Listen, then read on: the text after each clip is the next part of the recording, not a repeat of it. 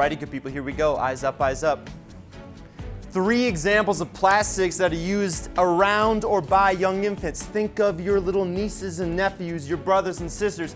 Mr. Merck and then Mr. Martin. Go, sir. Some baby bottles. Baby bottles. Mr. Martin. Like baby oil. Yeah. What else we got? Pacifier. Okay, good people. Question number 2. Thank you much for your current contributions. What is the purpose of a scientific journal article? Ooh. Mr. Zapata, go. To inform the public on important topics. Oh, well said, sir. Inform the public. So the goal of this mini-task was to provide students with an authentic scientific research journal so that they can learn the skills of how to read that, as well as the skill of how to collaborate with their peers and ask questions to find some answers to a high-level prompt. Okay, people, here we go. I'm going to read out for you. Through reading and writing, we're going to do a lot of both today. We will be able to explain specific points of confusion. People, this is the norm today. Confusion. If you find yourself confused today, you're exactly where you should be. So feel confident in that. Confident in your confusion.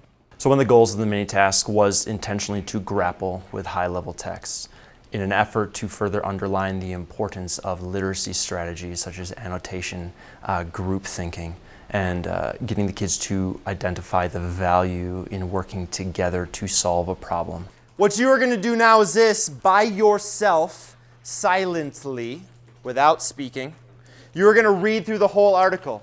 Utilize the annotation strategies I modeled for you and the ones that you know. While you are doing so, remember that you have to figure out a point of confusion and fill out this first box while you're reading. You're going to get 15 minutes. It's going to go on the clock. When 15 minutes are done, we're doing a hard stop and we're going to start something else. We're going to continue on. Well, when I read it on my own, I really kind of struggled and was very confused. I felt a little dumbfounded. It was kind of a difficult article. I was really tired because it was like a lot to take in all at once. I saw students struggle in every aspect of today's lesson. In the vocabulary that was used, the numerous and undecipherable acronyms that were put in this text, the experimental section of this text. Very dense, very descriptive. How was that?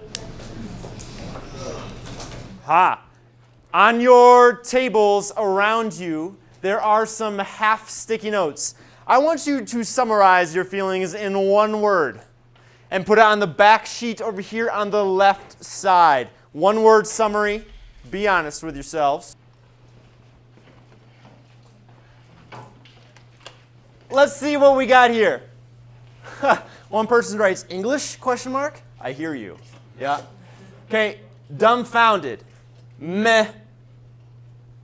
Confused, dying.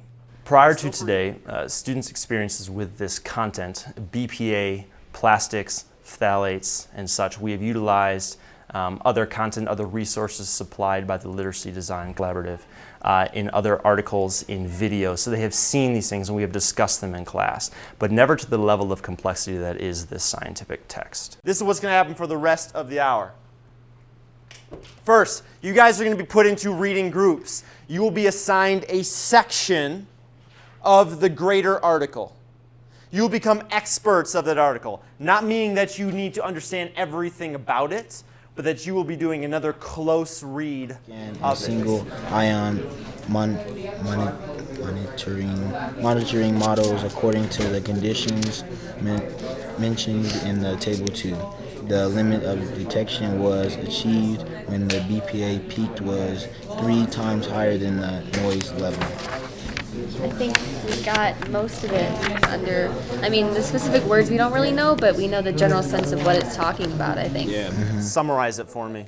What'd you find? This section, it talked about the different chemicals used, like the process, and then the apparatus, like the tools they used, and then how they identified the results they were trying to find. Process, tools, chemicals, apparatus, Identification. And then identification.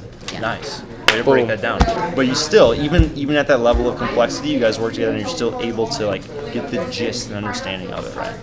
As we got in our groups and we read the second time, I kind of broke down everything and it kind of came to me after that. It gave me like a different aspect of what everybody else is thinking and their viewpoints on the article. It gave more clarity to what I was reading.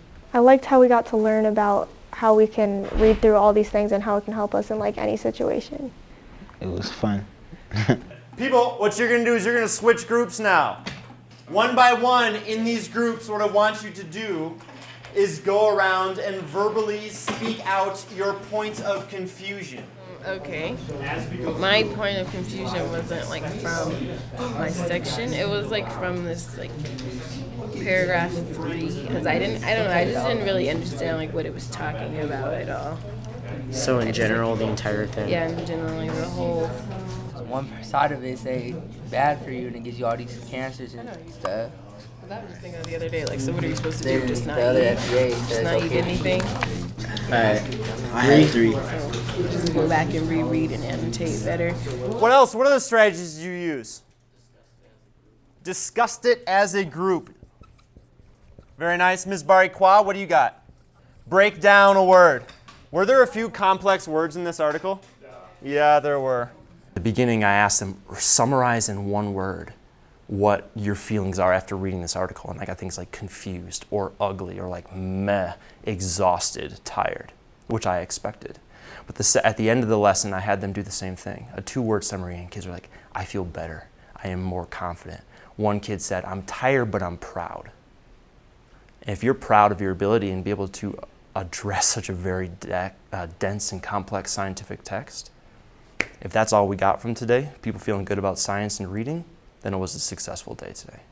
When looking at what kind of support students get in college, it's clear that there's support around writing and there's support around content, but in terms of reading, the expectation is that when you get there, you're good at it. And so as students leave Denver Public Schools, we want to make sure that they, A, know what kind of reading they're expected to do, and B, know how to do that.